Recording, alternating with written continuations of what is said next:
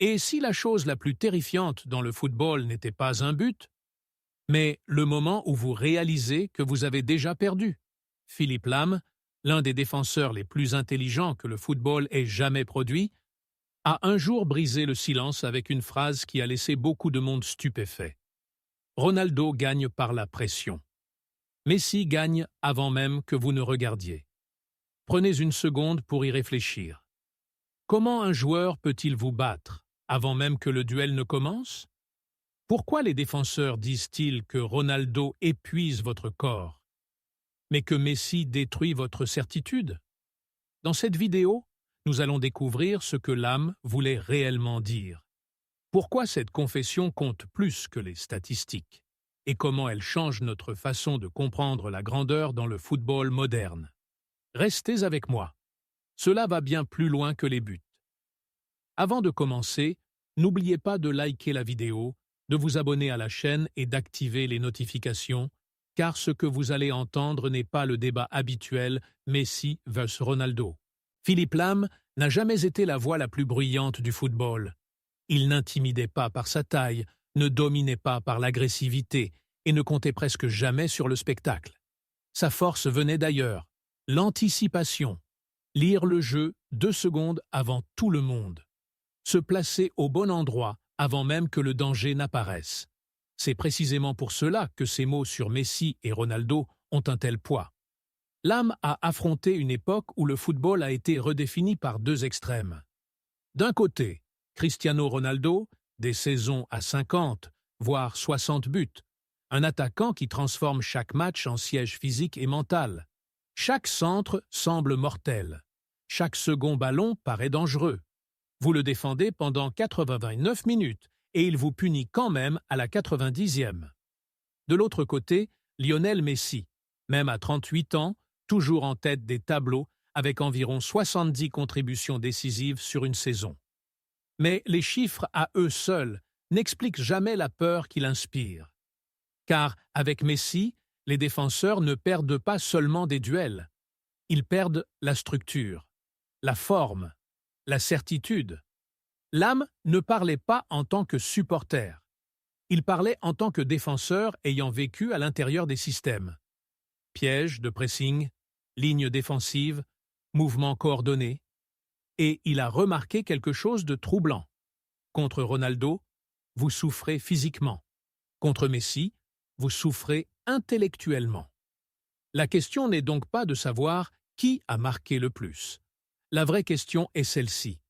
Pourquoi les défenseurs d'élite disent-ils que le match semble perdu plus tôt lorsque Messi est sur le terrain? Cette question nous conduit directement au moment où Lahm a finalement expliqué ce qu'aucune statistique ne peut mesurer. Philippe Lahm n'a pas fait cette déclaration sous le coup d'une rivalité ou pour alimenter un débat. Elle est venue plus tard, après les titres remportés, après les carrières scellées, lorsque la réflexion remplace l'adrénaline. On lui a posé une question simple. Quelle est la véritable différence entre défendre contre Messi et défendre contre Ronaldo? Au début, Lahm a hésité, car pour des défenseurs comme lui, le football est bâti sur la logique. Les lignes, les angles, les distances. On est formé à croire que si l'on suit parfaitement le système, le danger peut être contrôlé. Puis il a admis quelque chose de profondément inconfortable. Contre Ronaldo, tout a du sens. On sent la menace grandir, on sent la pression augmenter. On sait que le danger arrive et le corps s'y prépare. On saute, on sprinte, on percute, on souffre, mais on comprend pourquoi. Contre Messi, cette logique s'effondre. Lahm a décrit des moments où rien ne semblait aller de travers. La ligne défensive était en place. Les espacements étaient corrects. Le pressing était synchronisé. Et pourtant, soudainement, le ballon avait disparu. La passe avait déjà été jouée. L'occasion avait déjà été créée. Pas parce que Messi était plus rapide, pas parce qu'il était plus fort, mais parce qu'il avait déjà lu la situation avant même que le défenseur n'ajuste sa posture. C'est à cet instant que Lahm a réalisé quelque chose de terrifiant. Parfois, le duel est décidé avant même que le défenseur ne prenne conscience qu'un duel existe. Et une fois que vous comprenez cela, le football cesse de sembler juste. Lorsque Philippe Lahm a dit « Ronaldo gagne par la pression », Messi gagne avant même que vous ne regardiez. Il ne faisait pas de poésie. Il était précis. La domination de Ronaldo est visible. Elle se construit par couches successives. Chaque sprint, chaque saut, chaque frappe ajoute du poids. Les défenseurs le ressentent dans leurs poumons, dans leurs jambes, dans cette conscience permanente qu'une seule erreur sera punie. Vous le suivez, vous le marquez, vous le combattez. La bataille est épuisante, mais elle est reconnaissable. Messi est différent. Avec Messi, le danger ne s'annonce pas. Il n'y a pas de sirène d'alerte, pas d'escalade progressive. Une seconde, la situation semble neutre. La suivante, elle est irréversiblement brisée. Lahm expliquait que Messi n'attend pas que les défenseurs réagissent. Il attend qu'ils réfléchissent. Et en football, réfléchir est déjà trop lent. Pendant que les défenseurs balayent le terrain du regard, Messi balaie les défenseurs. Il enregistre l'orientation du corps, la répartition du poids, le mouvement des yeux. Il repère celui qui a un demi-temps de retard, celui qui est mentalement occupé, celui qui croit que le système le protégera. C'est là que le match est perdu. Car au moment où le défenseur regarde, ajuste ses appuis, tourne la tête, s'engage dans une décision, Messi a déjà choisi la solution. La passe est jouée. Le dribble a commencé. La structure est compromise. C'est pour cela que les défenseurs décrivent souvent Messi non pas comme imparable, mais comme inévitable. On ne se sent pas battu dans le tacle. On se sent battu dans la compréhension. Et c'est bien plus déstabilisant. Car comment défendre contre quelque chose qui se produit avant même que votre réaction n'existe? L'histoire du football a connu de nombreux génies. Des joueurs capables de dribbler, de passer ou de marquer de manière impossible. Mais le propos de Lahm va plus loin que le talent individuel. Messi ne se contente pas de battre un homme. Il bat l'idée même de contrôle. Le football moderne est obsédé par les systèmes. Blocs compacts, déclencheurs, zones de pressing. Les entraîneurs conçoivent des mécanismes défensifs en croyant que si chaque joueur bouge correctement, le système survivra à n'importe quel individu.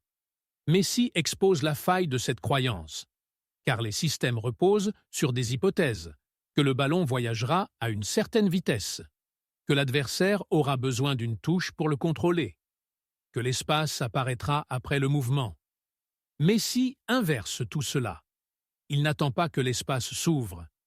Il le crée en forçant les défenseurs à hésiter une fraction de seconde. Et cette fraction suffit à faire basculer toute la structure. Un pas de trop, un couloir soudainement ouvert, un angle de passe qui ne devrait pas exister. C'est pour cela que les entraîneurs disent souvent « Nous avons bien défendu », jusqu'à ce que Messi touche le ballon. Non pas parce que le plan était mauvais, mais parce que le plan supposait l'existence du temps. Et Messi évolue là où le temps n'existe pas. Ronaldo force les équipes à endurer. Messi les force à repenser la réalité elle-même. C'est pourquoi, même à l'ère des données, de l'analyse vidéo et de l'obsession tactique, Messi continue de créer des moments qu'aucun système ne peut entièrement prévoir. C'est la partie que les défenseurs ne disent presque jamais à voix haute. Parce que la peur physique est acceptable dans le football. La peur mentale ne l'est pas. Quand vous affrontez Ronaldo, la peur est claire et presque honnête. Vous savez que vous allez être testé. Vous savez que votre corps sera poussé à ses limites. Vous vous préparez au contact, aux duels aériens, aux sprints qui brûlent les jambes. Si vous perdez, vous pouvez vous dire « il était plus fort, plus rapide, plus puissant ». Mais Messi crée une peur plus silencieuse, une peur qui attaque directement la confiance. Lahm l'a suggéré sans jamais la dramatiser. Les défenseurs commencent à douter de leurs instincts.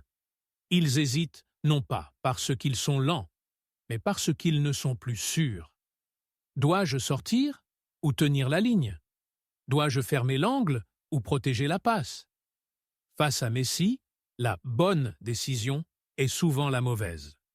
Et une fois que le doute s'installe, tout suit. Votre premier pas a une demi-seconde de retard. L'orientation de votre corps est légèrement mauvaise. La communication avec vos coéquipiers devient réactive au lieu d'être proactive. C'est pour cela que les défenseurs disent que Messi les fait se sentir exposés, même lorsqu'ils ne le sont pas. Le système est là. Les coéquipiers sont là.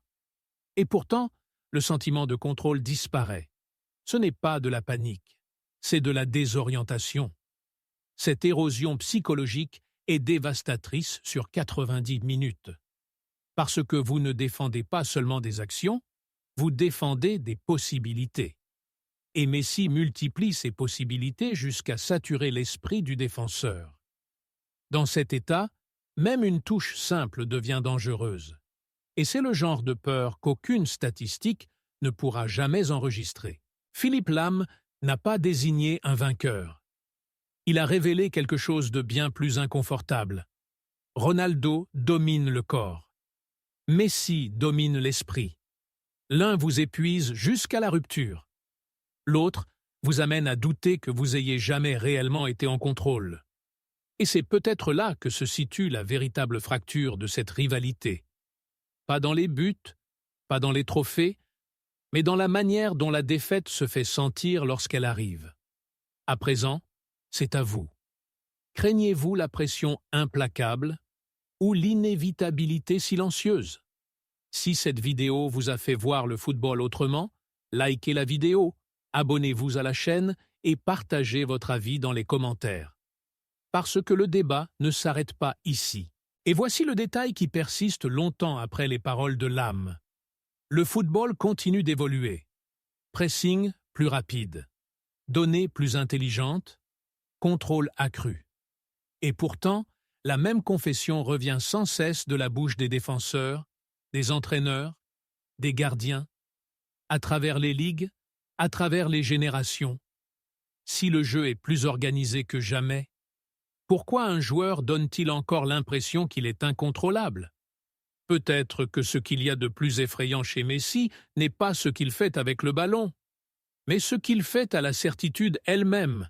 Les systèmes peuvent être améliorés, l'athlétisme peut être égalé, mais l'anticipation, la vision, la capacité d'arriver avant même que la question ne soit posée, cela reste intouchable. Et c'est peut-être pour cela que ce débat ne se termine jamais vraiment. Philippe Lahm n'a pas mis fin au débat Messi-Ronaldo. Il l'a reformulé. L'un représente une pression implacable, visible, mesurable, indiscutable. L'autre représente un contrôle silencieux, subtil, envahissant, irréversible. Ronaldo vous brise par la force. Messi vous brise par la compréhension. Et c'est sans doute pour cela que cette rivalité a duré si longtemps. Parce qu'elle ne parle pas seulement de football. Elle parle de deux manières de gagner, deux manières de dominer, deux manières de faire se sentir petits les adversaires. Alors la question vous revient. Préféreriez-vous perdre parce que vous avez été submergé ou parce que vous ne l'avez même jamais vu venir? Si cette vidéo vous a offert une nouvelle perspective, likez-la, abonnez-vous à la chaîne et partagez vos pensées dans les commentaires. Dites-nous quelle peur vous choisiriez et pourquoi. Parce que tant que le football existera, cette conversation ne prendra jamais vraiment fin.